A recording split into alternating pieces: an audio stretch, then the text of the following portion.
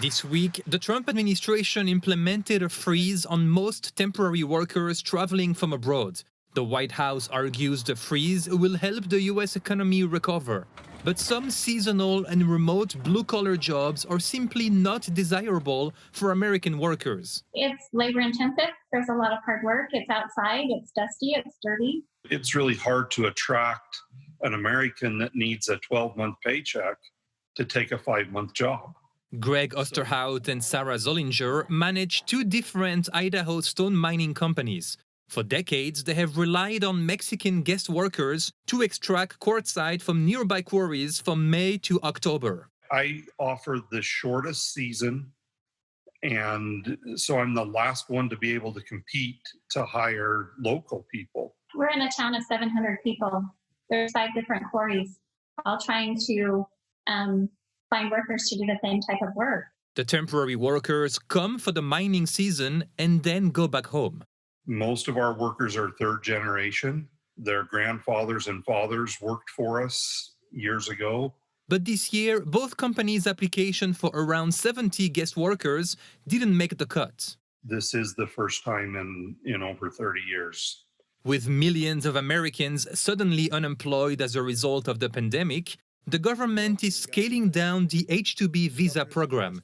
In April, the White House canceled plans to add 35,000 visas to the program's annual 66,000 limit. And this week, it froze the issuance of these visas for people abroad for the rest of the year, with exceptions for food supply chain businesses. As a result, the Idaho stone mining industry is hurting. I have the orders and the demand. I just don't have the production crew. I'm looking at possibly the first time in the history of our business having to lay people off.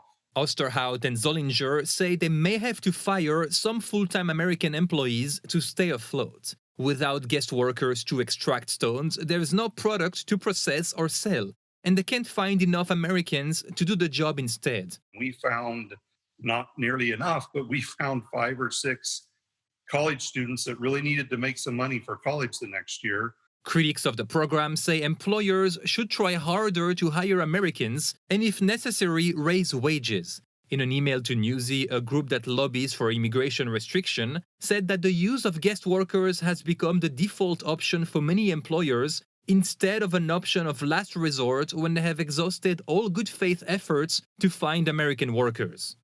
I don't doubt that over history there's been times when somebody is awarded a guest worker that could have hired an American. But there are many, many businesses just like mine who can't be in business without seasonal workers. And we provide a lot of good opportunities to Americans because of the guest workers. Ben Chamiso, Newsy, Chicago.